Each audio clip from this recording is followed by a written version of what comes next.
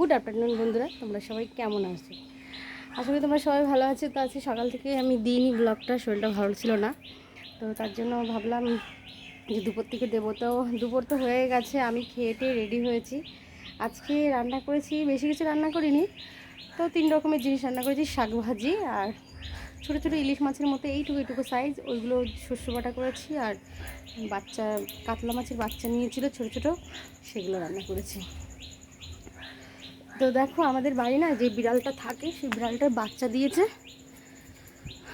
বাচ্চা দিলে মানে দুটো বাচ্চা দিয়েছে, ওই একটা ওখানে এই ঝাঁপের মধ্যে, আর এই যে একটা। এর যে শরীরে কি হয়েছে, একদম রোগা হয়ে গেছে একদমই। কালকে মানে খুবই ভালো ছিল, কদিন এই ছটফটে বেশি ছিল, আর ও একটু নরম ছিল, সেখানে ও এখন তাজা। আর এই এখন কি হয়েছে, এই যে হাত দিলে বাচ্চা কাছে যখন ছানমান করে ওঠে, সেরকম কিছুই না।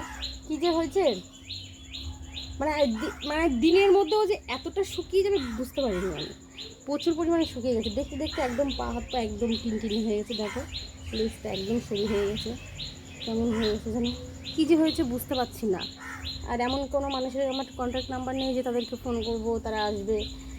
তো আমি ভাবছিলাম যে আজকে ডাক্তারের কাছে নিয়ে যাব, মুখ দিয়ে কেমন গুগলা গুগলা উঠছে, তো ডাক্তারের কাছে নিয়ে যাবো ভাবলাম। তো আজকে রবিবার, আজকে ডাক্তার বসে না, পশু ডাক্তার বন্ধ করে দেয়। কালকে ভাবছি যদি কালকে পর্যন্ত থাকে তাহলে আমি নিয়ে যাব কালকে। বাচ্চাটাকে দেখতে আমার খুবই খারাপ লাগছে, মানে এমন পরিস্থিতি না, ও নড়ছে না, কিছু খেতেও পাচ্ছে না, কেউ কী হয়েছে বুঝতে পারছি না।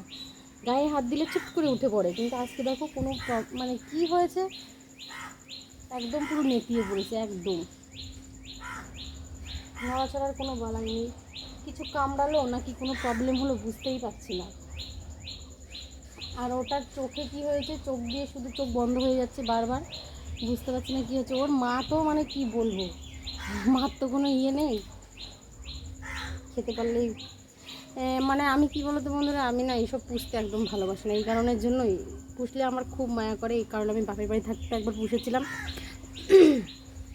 প্রথমে বাচ্চা দিয়েছিল তিনটের মধ্যে দুটো মারা গেছিলো। ওই বাচ্চাটার মাকেও আমি প্রচুর প্রচুর যত্ন করে মানে করেছিলাম, মানুষ করেছিলাম।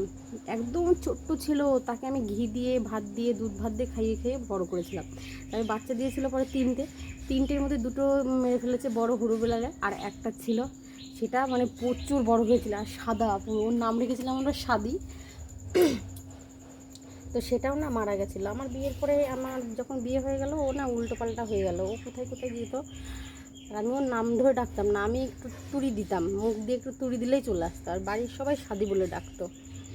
দুধের মতো সাদা ছিল, মাথার কাছে শুধু একটুখানি কালো ছিল, তার জন্য আমার পুষতে ভালো লাগে না। তো এই বাড়িতে এসে কটা বিড়াল পেয়েছিলাম এরকম থাকার, এর মা যে এত বাচ্চা দেয়, একটা বাচ্চাও থাকে না। আর এই যে এর পরিস্থিতি এখন খারাপ, জানি না কালকে আস্তে আস্তে কী হবে আমি জানি না। যদি ভালো থাকে তাহলে তো আমি নিয়ে যাব কালকে ডাক্তারের কাছে, সেটা আমি তোমাদের সঙ্গে শেয়ার করব।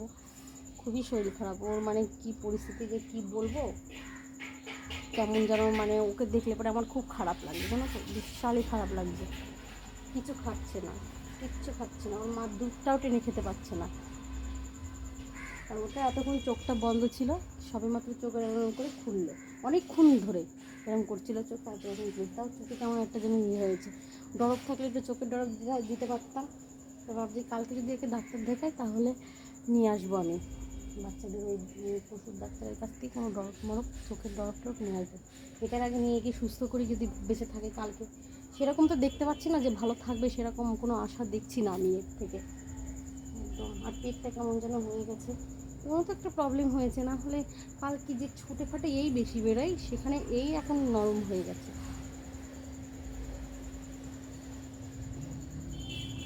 তোমরা সবাই ভগবানের কাছে একটু প্রার্থনা করো, ও যেন ভালো হয়ে যায়। সে ভগবান, পশু হোক মানুষ হোক, সেই একমাত্র দেখার মতো, আর কিন্তু কেউ দেখে না। কিছুতেই কিছু করছে না, দেখো একদম নরম হয়ে, শুধু নিঃশ্বাসটাই টিং টিং করে ফেলছে, আর কিছুই করতে পারছে না। খুব খারাপ লাগছে একে দেখে আমার, জানো না। তো বন্ধুরা, আজকের ব্লগটা এটুকুই। আমি এমনিতে করতে চাইছিলাম না, তা একে দেখে সারাদিন, একে দেখেও মনটা খারাপ লাগছে, আর আমারও শরীরটাও খুব একটা ভালো লাগছে না ভেতরে ভেতরে। তো আজকের ব্লগটা এটুকুই, আবার কালকে তোমাদের সঙ্গে দেখা হবে, বাই।